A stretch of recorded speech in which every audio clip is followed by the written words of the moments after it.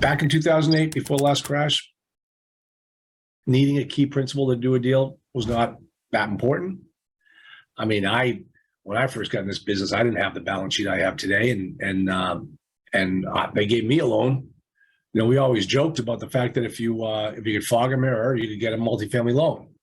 And then the world crashed, and then all the banks said, "Hey, we got to be smart. We got to finally start to be smart, because we're the guys with the money. Guys with the money is supposed to be smart." So they decided to go change the underwriting guidelines. And one of the underwriting guidelines that they changed is the requirement of a key principal. It is not a sponsor. It is not a general partner.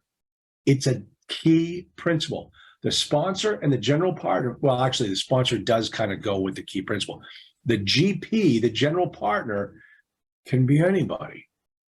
Okay? Bank doesn't care. That goes to the LLC that owns the company, not who's putting their name on the dotted line. The person who's putting their name on the dotted line is the sponsor or the key principal. Those two terms are interchangeable. So what they did is they came back and said, we need to have somebody that meets certain financial guidelines. They have to have a strong balance sheet, typically equal to the value of the asset. They have to have cash in the bank, typically equal to 1 year's worth of mortgage payments, and they've got to have experience in this business. Well, right away, that ruled out a lot of new people looking to get into multifamily business. So, of course, necessity is the mother of invention. So the cottage industry of key principals or sponsors was created, where people who qualified would satisfy the requirements by the lender, and they could sign on the dotted line, and the bank would say, all my boxes are checked. I'm good to go. I'm going to give you the loan. Now, in some cases, and all of these DUS lenders, delegated underwriter and servicers, they have different rules and requirements for it. Some of them allow you to add people, aggregate people until you get to that level that you need. That's one way of doing it. Let me just do it a little bit of an aside. If you're doing an assumption and you've got to qualify for the assumption, you always want to find out what type of assets does the current owner have, because you should only mirror what he's got.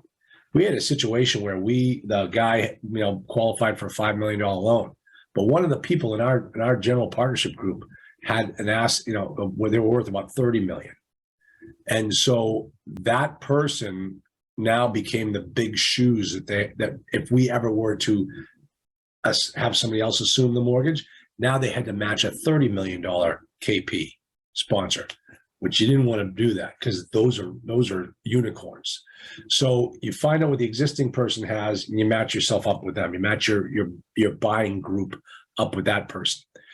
So the KPs, the biggest thing about being a KP is if you're looking to do it, if you qualify, and some of my students do already, or if you're looking to find one, the biggest key is the non-recourse loan. If I was going to be a sponsor for somebody, I wouldn't do it. If it was a recourse loan, would not do it. Non-recourse loan is the way to go. So the KP comes with a fee. Don't think they're doing it out of the goodness of their hearts. They're making money on this, and you can't blame them. They're the ones that curated a fantastic balance sheet, kept their credit clean, have cash in the bank, and own a lot of properties. So they're going to qualify for you, but it's going to cost you typically, and everything is negotiable, but what I've seen as the typical rate for a KP is 25% of what you are getting in the deal. So if you're getting 20% of the deal, you're going to have to give 5% to the sponsor. And that includes all forms of compensation, acquisition fees, profits, depreciation. unless you want to restructure it a different way. I know one KP says, geez, if I could get that depreciation for my taxes, I'll take that instead of any acquisition fee. That type of negotiation goes on. So it's entirely up to you, but it's no longer a burden. It's no longer a barrier to your getting the deal done.